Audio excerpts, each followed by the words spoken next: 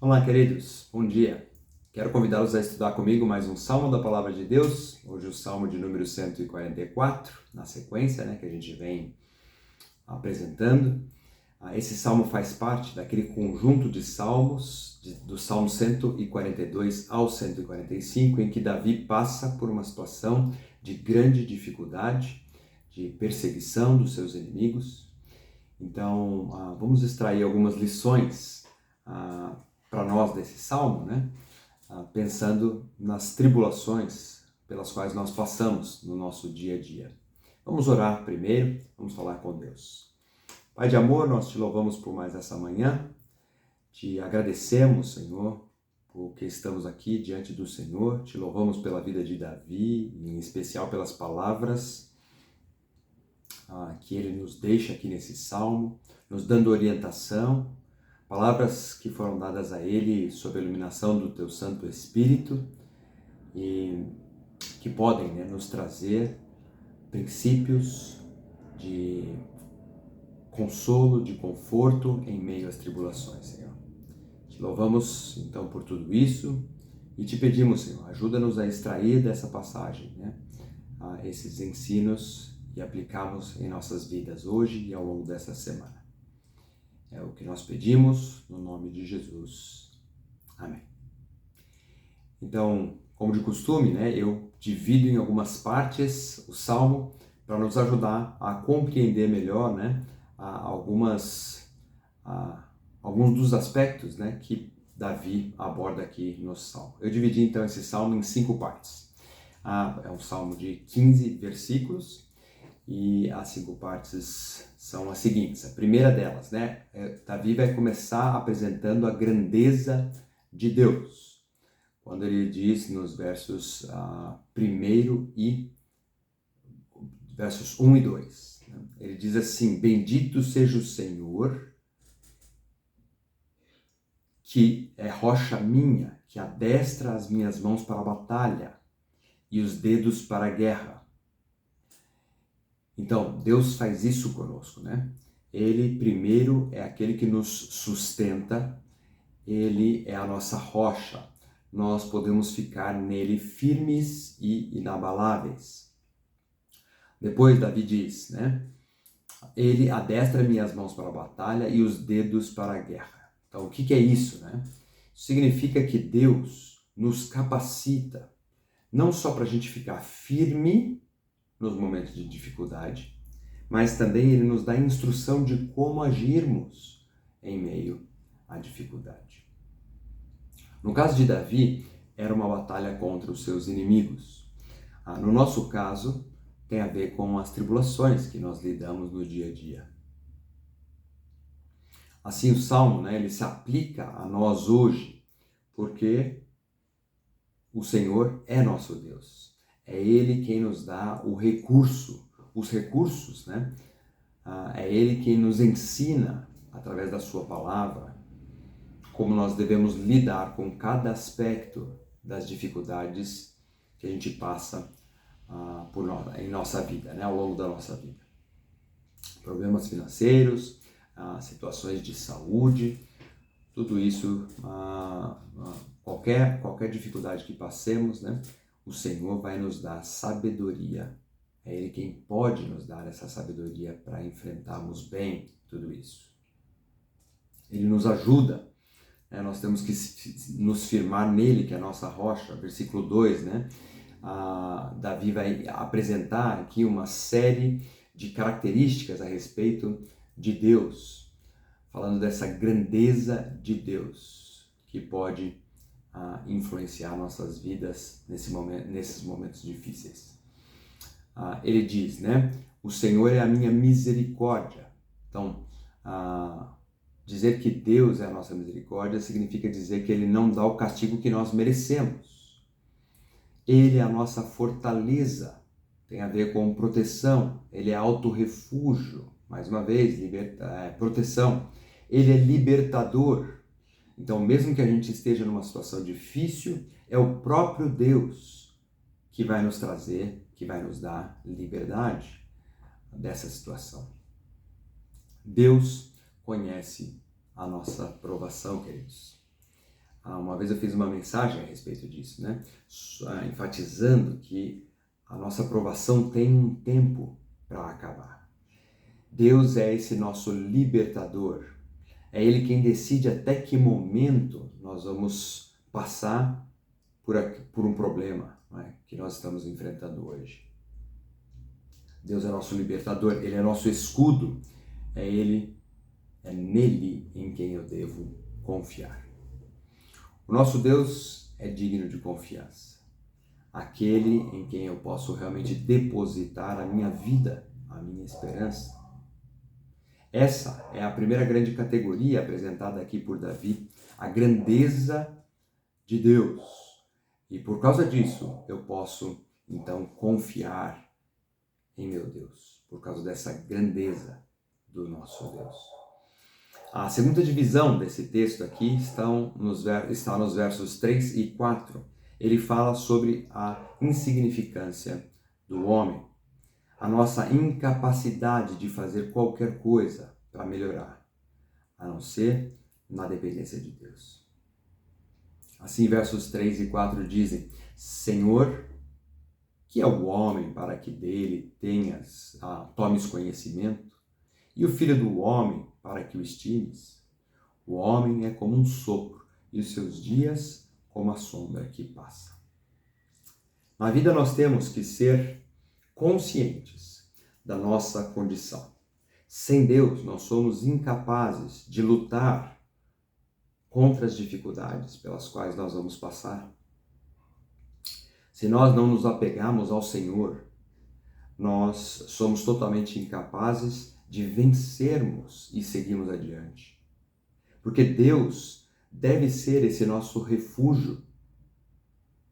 Então, essa segunda divisão aqui de Davi fala sobre essa incapacidade. Reconhece a nossa fraqueza diante da grandeza de Deus, né? Quem nós somos diante de um Deus tão grande. A nossa insignificância e incapacidade sem o cuidado de Deus. A terceira divisão que nós temos aqui nesse salmo vai dos versículos 5 até o 8 e tem a ver com Deus sendo o nosso guerreiro, né? Esse guerreiro que nos liberta. Né? Na situação de Davi aqui, o próprio Deus, o pedido de Davi é que o próprio Deus venha do céu, né? Combater em seu favor e em favor do povo de Israel. E nós podemos ter a mesma certeza, né, como o povo de Deus, que nós servimos a esse Deus que guerreia por nós, que batalha por nós, que vai à nossa frente nos dias de dificuldade. Versos 5 e 6 diz: Abaixa, Senhor, os teus céus e desce, toca os montes e fumegarão, despende relâmpagos e dispersa os meus inimigos. Arremessa as tuas flechas e desbarata-os. Aqui nós temos então Davi rogando para que Deus lute por ele. Você tem o hábito de fazer isso? Você trava suas próprias lutas ou você clama ao Senhor para que Deus lute por você, para que Ele guerreie, para que Ele vá à frente nas suas dificuldades? Depois, versos 7 e 8. Estende a mão lá do alto, livra-me e arrebata-me das minhas águas, das muitas águas e do poder de estranhos, cuja boca profere mentiras e cuja direita é direita de falsidade. Nós devemos demonstrar que Deus está ao nosso lado. Em nossas lutas, nós devemos demonstrar essa dependência, essa confiança que nós temos para nos ajudar. É assim que Davi está tratando do seu problema diante de Deus. Ele pede a intervenção de Deus e, ao mesmo tempo, ele confia que a vitória virá. É com a ajuda do Senhor que Davi sabe que vai se firmar. Isso nos traz para a quarta divisão. Eu coloquei aqui, né, que depois dessa batalha ser vencida, depois de vermos a ação de Deus na vida de Davi Ele então louva ao Senhor nos versos 9 até 11. Davi louva dizendo: a ti, ó Deus, entoarei novo cântico, te cantarei louvores. É ele quem dá aos reis a vitória, quem livra da espada maligna a Davi, o seu servo. Livra-me e salva-me do poder de estranhos, cuja boca profere mentiras e cuja direita é direita de falsidade. Então, mais uma vez, Davi reconhece a ação de Deus aqui na sua vida. Uma das coisas que nós cristãos, como Igreja de Cristo, nós precisamos exercitar na nossa vida é o reconhecimento daquilo que Deus já tem feito em nosso favor. A proteção que Deus tem nos dado, como é que Ele tem caminhado conosco mesmo em meio às dificuldades. A expressão disso na vida de Davi é um cântico novo, é essa adoração a Deus, que essa, querido, seja também uma verdade nas nossas vidas, que nós possamos ter essa atitude de gratidão diante do nosso Deus. Eu tenho visto na vida de muitos de vocês aqui na igreja, eu tenho, ao longo dos anos, visto como Deus tem cuidado de cada um de nós. Como é que Deus tem, mesmo no meio das dificuldades, alguns passando por muitas lutas, outros, por menos lutas, mas ainda assim, como é que o Senhor tem nos suprido o alimento, a saúde, a proteção. Então, o que Deus espera de nós, aquilo que Davi nos ensina aqui, é que temos que ter essa vida de gratidão. O reconhecimento e a adoração a Deus pelo que Ele é, pelo que Ele já tem feito por nós.